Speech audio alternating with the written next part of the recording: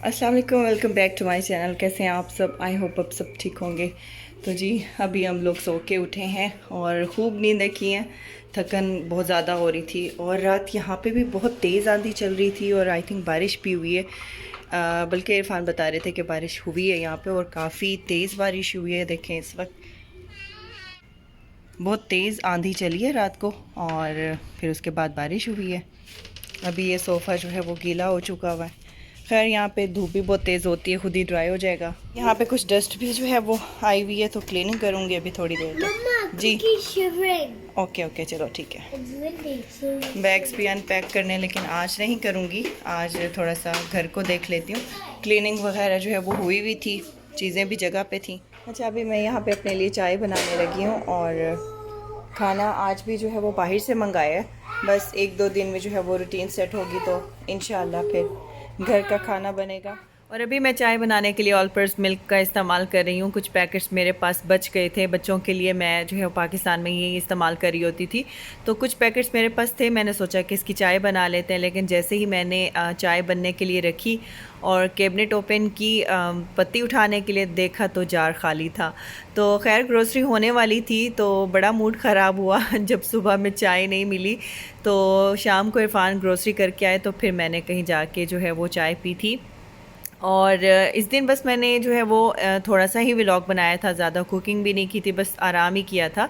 तो अभी जो है वो आप नेक्स्ट डे का जो है वो व्लॉग देखेंगे। यहाँ पे जो है ग्रोसरी भी आ चुकी है तो बस अभी रूटीन पे आ जाते हैं और ये रख लेती हूँ मैं फ्रिज में।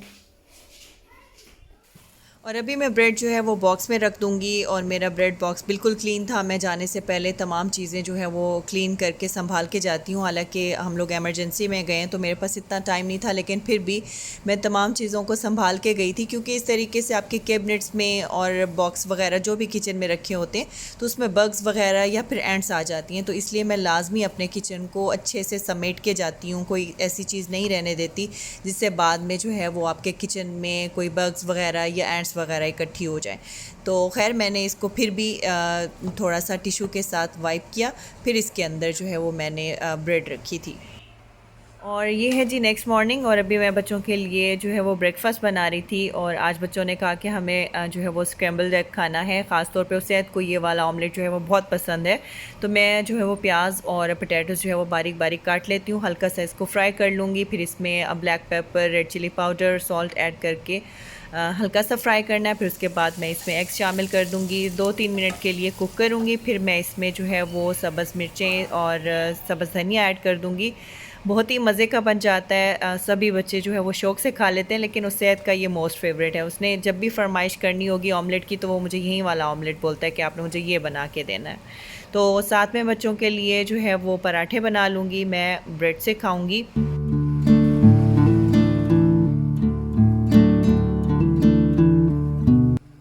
और अपने नए आने वाले सब्सक्राइबर्स को वेलकम करना चाहूँगी। Thank you so much for joining me. इंशाल्लाह आप मेरे व्लॉग्स जो है वो इन्जॉय करेंगे।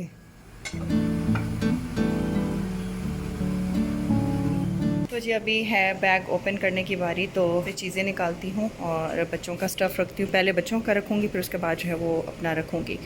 तो चलें पहले इस बैग को ओपन कर लेते हैं। इसको अपने रूम में ले जाऊँगी क्योंकि इसमें हुरब मीरब के कपड़े हैं। इसको करती हूँ पहले रूम में शिफ्ट, फिर उसके बाद क्योंकि कबर्ड मीरब हुरब की जो है वो मेरे रूम में ही है तो वहाँ ज़्यादा आसानी रहेगी। और जी वक्त बहुत तेज़ी से गुजरता है। एक लम्हे आप कहीं जाने की पैकिंग कर रहे होते हैं और दूसरे लम्हे जो है वो आप अपने बैग्स अनपैक कर रहे होते हैं। इसी तरीके से हर काम में ऐसा ही है। तो बहुत तेज़ी से जो है वो हमारा टाइम गुजर रहा है और हम लोग आगे की तरफ जा रहे हैं। तो अभी मैं यहाँ पे सबसे पहले उष्णा के कपड़े निकाल रही हूँ और कुछ ड्रेसेस उसके ऐसे थे जिनको मैंने वैसे ही हैंग कर दिया था क्योंकि उनको आयरन की ज़रूरत नहीं थी, ज़्यादा वो क्रश नहीं हुए थे। तो मैंने सोचा कि इस तरीके से मेरा काम थोड़ा सा हल्का हो जाएगा। इनको ऐसे ही हैंग कर देती हूँ और बाकी जो क्रश हुए में उनको फिर मैं आयरन करवा के फिर उनकी जगह पे लगा दूँगी। और जो कपड़े वॉश करने वाले होंगे वो एक तरफ कर लूँगी। वैसे कपड़े तो मेरे वॉश हुए थे, लेकिन फिर भी मैं उनको दोबारा वॉश करवाना चाह रही थी। इस बार ऐसा हुआ कि मैंने जितने भी अपने कपड़े पाकिस्तान में वॉश करवाए हैं, जितने दिन भी वॉश हुए हैं, आप यकीन करें वो ऐसी हालत में धुल के आते थे कि लगता नहीं था कि ये धुले हुए हैं।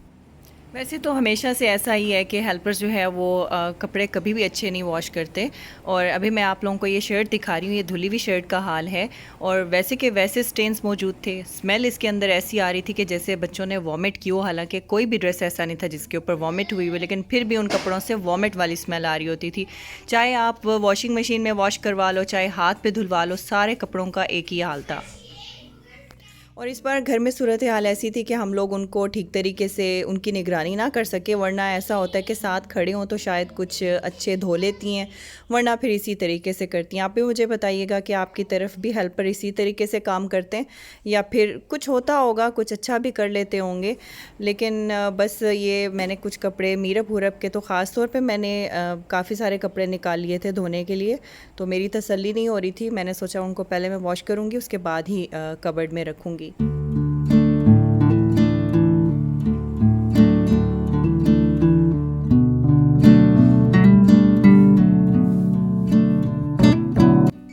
यहाँ पे मैंने जो है वो हुरब मीरब की कबर्ड सेट कर दी थी और कुछ स्टफ़ जो है वो मैंने गिव अवे के लिए निकाल लिया था। इस तरीके से कबर्ड जो है वो आपकी हल्की हो जाती है। तो यहाँ पे एक बैग तो जो है वो खाली हो चुका है, तो अब मैं जो है वो अपना बैग अनपैक कर लेती हूँ।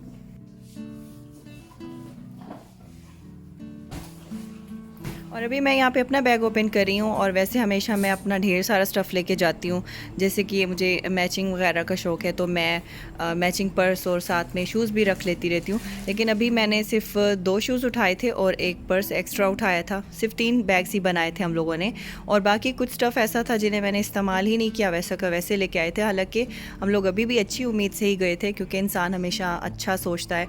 और मैं जो है वो आखिरी लम्हे तक जो है वो मस्बत सोच रखती हूँ।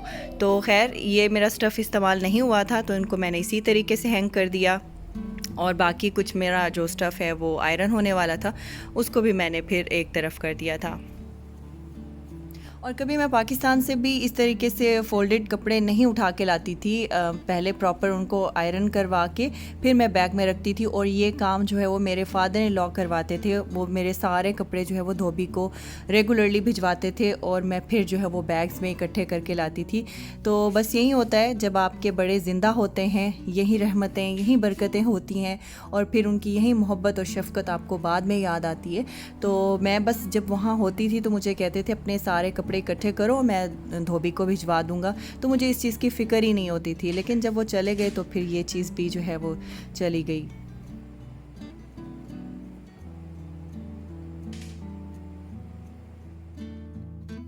तो जी यहाँ पे मेरी कबर्ड भी सेट हो गई है और ज़िंदगी सुकून में आ गई। मुझे बहुत अच्छा लगता है हर चीज़ को अपनी जगह पे देख के और अपनी जगह पे रख के। चलिए जी, ये बैग भी अनपैक हो चुका है और ये मैं अपनी डायरी लेके आई हुई थी।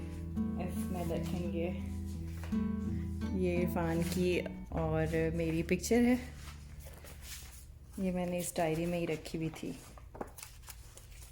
और इसके अलावा ये है मेरे अब्बू, ये मेरे अब्बू की पिक्चर है। और भी आप लोगों को दिखाऊंगी। खैर वो सारे एल्बम जो है वो पाकिस्तान में ही हैं। पहले सोचा था कि आप लोगों के साथ एल्बम शेयर करूंगी, लेकिन बस फिर मौका ही नहीं मिला। एक भाई की भी पिक्चर थी, भाई ये मेरे भाई हैं, ये मेरे बड़े बड़े भाई थे, इनकी भी डेथ हो गई है। देखिए, बहुत ही खूबसूरत डैशिंग पर्सनैलिटी के मालिक थे मेरे ये भाई, बहुत ही हैंडसम। ये देखिए,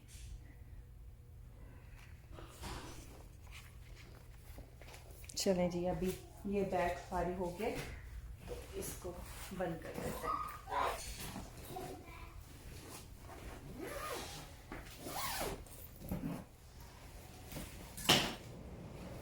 और अभी बारी है इरफान और उसैद के बैग की, तो यहाँ से भी मैं इनका स्टफ़ उठा लूँगी और जिस तरीके से मैंने पहले बैग्स फारे किए उसी तरीके से इनको भी कर लूँगी। इनका भी स्टफ़ जो है वो सॉर्ट आउट करूँगी, जो धोने में डालना है वो धोने में चला जाएगा, और बाकी जो मुझे आयरन करवाने हैं या फिर हैंग करने, वो इसी तरीके से मैं कर दूँगी।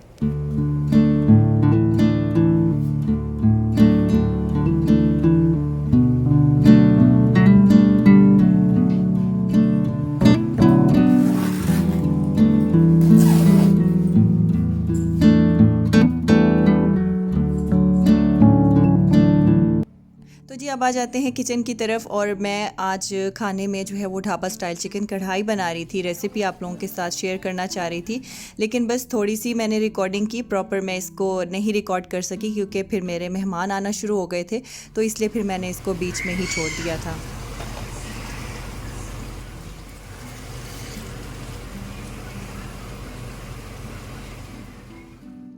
बारी है घी को जगह पे रखने की, और आप भी कहेंगे कि पता नहीं सीधा जब भी जाती है देसी घी क्यों लेके आती है।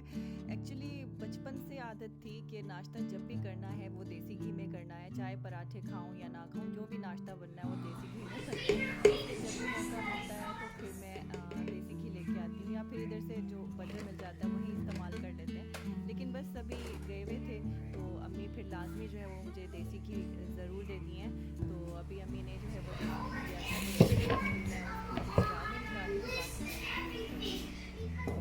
और इसके अलावा हम लोग साथ में कुछ चलगोज़े लेके आए थे। इरफान को जो है वो चलगोज़े बहुत अच्छे लगते हैं। वैसे ये सर्दियों में ज़्यादा अच्छे मिल जाते हैं, इस बार थोड़ी सी जो है इनमें से स्मेल आ रही थी। हालांकि ये काफ़ी ज़्यादा एक्सपेंसिव भी होते हैं, लेकिन बस ये कभी कभार मंच करने को दिल कर रहा होता है तो थोड़े से हम लोग खा लेते हैं।